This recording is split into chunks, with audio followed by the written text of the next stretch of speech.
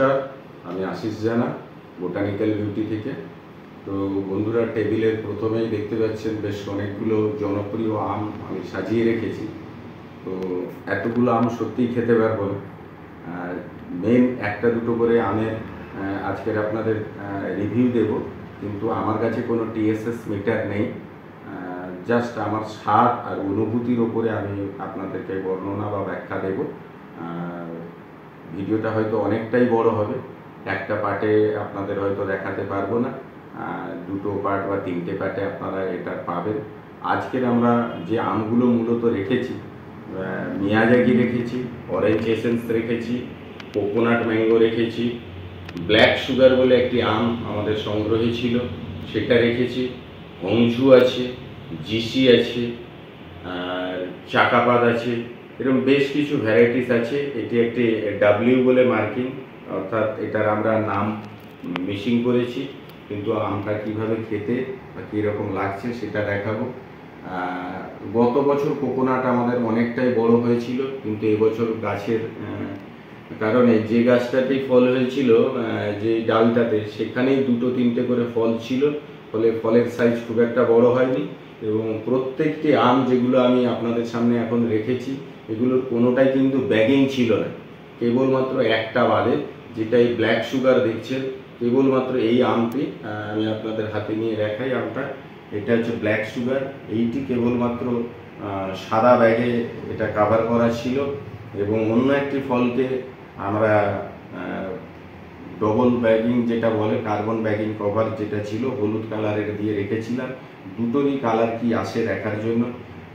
এটার কালার এই এসছে, এটারও আপনারা টেস্ট আমরা করব। এর প্রকৃত নাম যদি অন্য কিছু থাকে সেটাও আপনারা বলতে পারেন বা কমেন্ট করে জানাতে পারবেন। এটা আমাদের কাছে ছিল ব্ল্যাক সুগার বা ব্ল্যাক ড্রাগন নামে।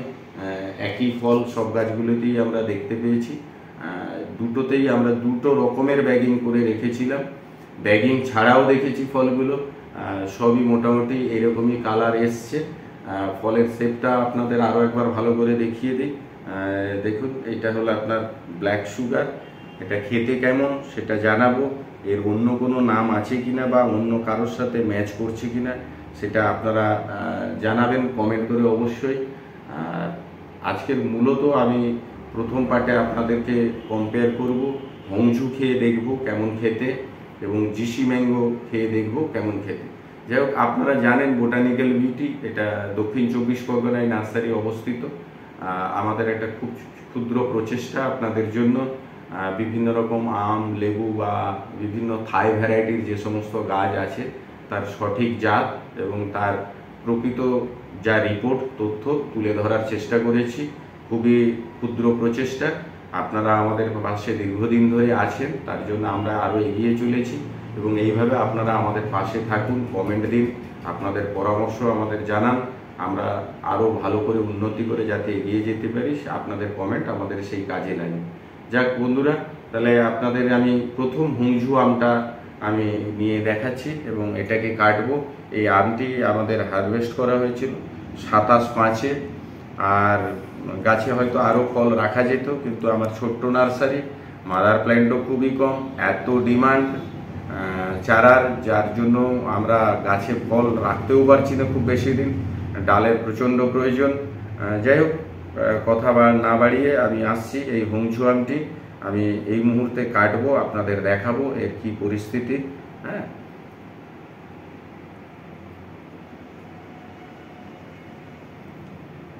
বোঝা যাচ্ছে রসালো ভাব আছে, কারণ কাটা মাত্রই কিন্তু রস চারদিক থেকে বেরিয়ে আসছে।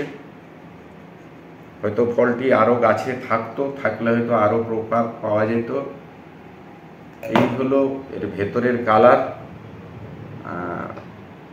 আটিতে কোনো রকম ফাইবার নেই, বুঝতে পারছেন, একদম একটা গোল্ডেন ইয়েলো ভাব ভেতরটাতে। এবার আমি এটাকে একটু ছোট্ট অংশ নিচ থেকে কাটবো, একটা ছোট্ট অংশ উপরের দিক থেকে কাটবো, একটা ছোট্ট অংশ মিডিল দিয়ে কাটবো, তিনটে জায়গার টেস্ট আপনাদের দেব। তাই একটা ছোট্ট ফালিয়ে নিচ্ছি আমি, যাতে আপনাদের বুঝতে সুবিধে হয়, আমারও বুঝতে সুবিধে হয়। এটা বহুল পরিচিত এবং চর্চিত আম।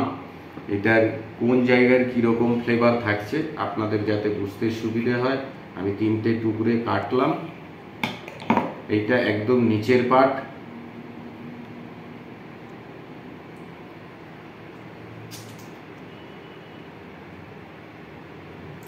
নিচের দিকটা হালকা টক মিষ্টি ফ্লেভার আছে।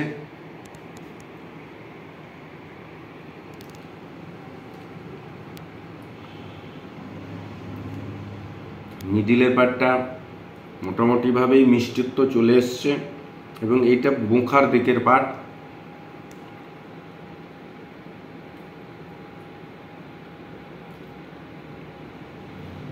পুরোপুরি মিষ্টি, পুরোপুরি মিষ্টি। গাছটিতে ফলটা আরও কিছুদিন রাখতে পারলে ভালো হতো, তাতে আরও ভালো বোঝা যেত। জুসি ভাব আছে, সফট, আপনার যে শ্বাসটা আছে একদম সফট, জিভে দিলে চলে যাচ্ছে, কোনো রকম ফাইবার নেই, বড় সাইজের আম। এরপরে আমি বন্ধুরা এরপরে সেই বিখ্যাত 11 সাই বা শিশি বা জিসি ম্যাঙ্গো, তার একটি আমি এই মুহূর্তে কাটবো এবং আপনাদের দেখাবো। এই আমটা আরও হয়তো কালার হতো এবং গাছে থাকার মতন আরও সময় এর ছিল, তা সত্ত্বেও আমি পারলাম। আপনারা আগেই বলেছি কেন। তো এই আমটা কাটার পরে আমি দেখতে চাইছি এর পরিস্থিতি কি। এটা ভীষণ মিষ্টি, আমরা জানি, গত বছরও আমরা খেয়েছি, ফলনও ভীষণ ভালো। অবস্থা দেখুন, অলরেডি মানে হংজুর থেকেও বেশি রসালো। আপনারা বুঝতে পারছেন যে কাটতেই কিভাবে রস টপছে। ভেতরের কালারটা আপনাদের দেখিয়ে দিই, ভীষণ মিরাকেল কালার, ভীষণ ভাবে একটা সুন্দর ফ্লেভার আসছে, যেটা হংজুর মধ্যে আমি এতটা ভালো ফ্লেভার পাইনি। সুন্দর একটা ফ্লেভার এসছে।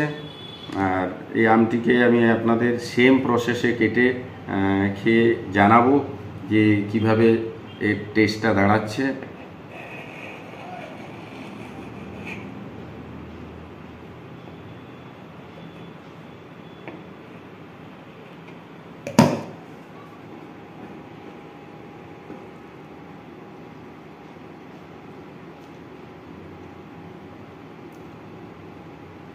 প্রচন্ড মিষ্টি নিচের অংশে,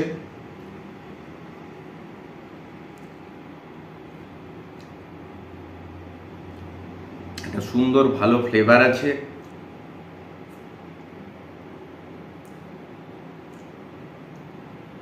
যদি আমাকে দুটো আমের মধ্যে কম্পেয়ার করতে বলেন, তাহলে আমার কাছে জিসির সাথে হংজুর কোনো রকম কম্পেয়ার সম্ভব নয়।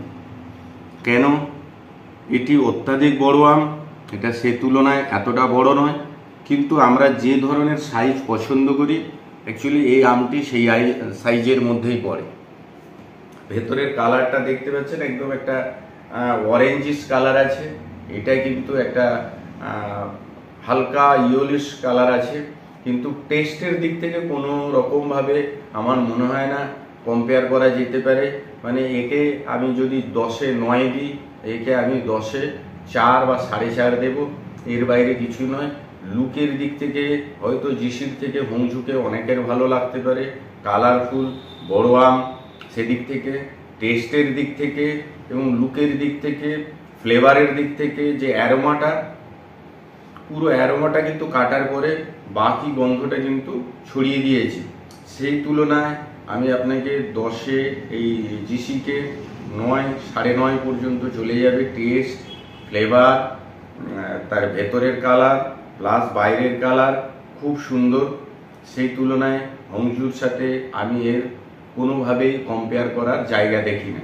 বাকি দেখতে ও অন্য দিক থেকে যদি আপনারা বলেন সেটা আলাদা বিষয়। স্বাদের দিক থেকে কোনো রকম কম্প্রোমাইজ হবে না। আপনারা দেখতে পাচ্ছেন কিভাবে রস টোপেছে, হংজুও কেটেছি, তাতেও রস ছিল, কিন্তু এত বেশি রসালো নয়। সফটনেস সব রকম ভালো, ফাইবার নেই। তো এটা আমার ব্যক্তিগত মতামত। আমার ক্ষেত্রে জিসি খেতে অভূতপূর্ব কম্পেয়ার টু হংজু। এই ছিল বন্ধু আজকের এই দুটোর উপরে আমি আপনাদের মোটামুটি জানালাম। মিষ্টতা অনেক বেশি, আপনি ধরে নিন আমার জিপ আনুমানিক যেটা বলছে, এটা মেজারমেন্ট করলে আনুমানিক আপনার এটা 22-এর উপরে হওয়া উচিত। সেই তুলনায় হংজুর টেস্ট আসেনি। তবে এক্ষেত্রে দেখা যাবে আরও ম্যাচিওর হলে ফল হয়তো রিভিউ বা মতামত আরও কিছুটা চেঞ্জ হতে পারে। যাই হোক, এরপরে আরও ফল আছে গাছে। আমি আজকের এই ভিডিওটা আপনাদের দিচ্ছি 1/6/2025। নেক্সট এর পরেও গাছে জিসি বা হংজু আছে, তখন আমরা এই দুটি ফলকে আবার হারভেস্ট করব একদম প্রপার ম্যাচিওর অবস্থায়, এবং সেই সময় একটা আবার ভিডিও দেব, এবং দুটো ভিডিওর সাথে আমি তুলনামূলকভাবে তখন আরও প্রপারলি আপনাদের জানাতে পারবো। এই ছিল আজকে ছোট্ট নিবেদন। আর বাকি আমগুলোর আমি নেক্সট পরপর অবশ্যই দিতে থাকবো। সবাই ভালো থাকবেন। আর আমাদের বাগান আপনারা জানেন এটা দক্ষিণ 24 পরগনা, কাকদ্বীপে অবস্থিত। আর প্রত্যেকেই ফোন করছেন, কিন্তু সত্যি আন্তরিকভাবে দুঃখিত, অনেক চেষ্টা করা সত্ত্বেও আমরা এখনো কুরিয়ার সিস্টেমটাকে চালু করতে পারিনি। যদি আমরা আগামী দিন কুরিয়ার চালু করে উঠতে পারি তাহলে অবশ্যই আপনাদের জানাবো। এই মুহূর্তে আমাদের বাগানে যারা আসতে পারবেন কেবল তারাই আমাদের গাছ সংগ্রহ করতে পারবেন। এছাড়া বাকি যে সমস্ত সুবিধাগুলো থাকে এই মুহূর্তে অনলাইন ডেলিভারি বা কুরিয়ার ফ্যাসিলিটিস আমাদের বন্ধ আছে। সবাই সুস্থ থাকুন, ভালো থাকুন। নমস্কার, ধন্যবাদ।